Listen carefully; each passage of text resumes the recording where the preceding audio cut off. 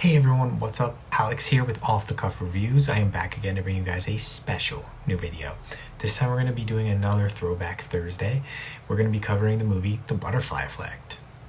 The Butterfly Effect. So let's get into it.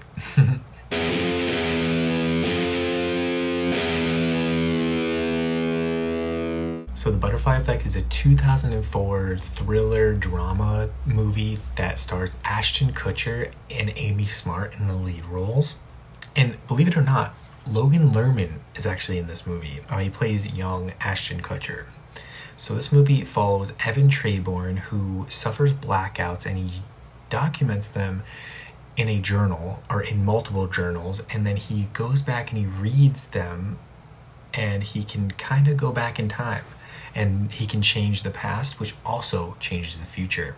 And when you meddle in the past, as we know, you definitely can affect the future in a lot of negative ways, and that's what this movie is about. It's about affecting the future in a negative way, or the present in a negative way. And he keeps doing this over and over and over again, and it eventually leads to some really negative side effects that you don't want. But this movie actually surprised me. I thought the casting for this movie was impeccable. I don't think anybody could have been casted better in any of these roles in this film, especially Ashton Kutcher. I think that he is the perfect person to play this role. I took him extremely seriously, actually, surprisingly, because he plays Kelso on That 70s Show, and he's not really in these dramatic roles as much. This one is very surprising. He's actually fantastic. He's incredible. Amy Smart, also fantastic, delivers an amazing performance. So the performances are all great. The directing is really great, and the script is really what works here. The screenplay is really what brings this movie together. They really did a great job at writing this, and I think that with the writing and the casting choices, they just did such a good job, because if they casted anyone else, even though the screenplay is good, they wouldn't have gotten those impeccable performances without this main cast. This movie is riveting from beginning to end. I have watched this movie probably more than I'd like to admit. It has also spawned some sequels that I don't like to admit exists. Some of them are okay. I hated the second one. I liked the third one, and anything after that has been horrible.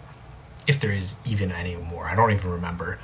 I think there is, but they're all horrible. There's also multiple different endings for this movie. It's almost like a choose your own adventure kind of thing, because there's like a director's ending and an alternate ending and this ending and that ending, whatever. But some of them are really sad, and some of them actually end on a happier note. You can kind of pick and choose which one you want. The sad version is actually really heart-wrenching and will probably trigger a lot of people, but it is definitely one of my favorite endings for this film. I think it's my favorite one for sure. Overall, I think that this film just works. This film just really draws you in. It keeps you engaged all the way to the last moment, and it's a really good, interesting story. So definitely check it out if you haven't. Don't listen to some of the critics out there that shit on this movie. This is actually a really good, underrated film that will definitely surprise you. There you have it, guys. This is another entry in my Throwback Thursday segment, and I hope you guys enjoyed, and I'll see you on the flip side. Maybe hit that subscribe button. Stay safe, everyone.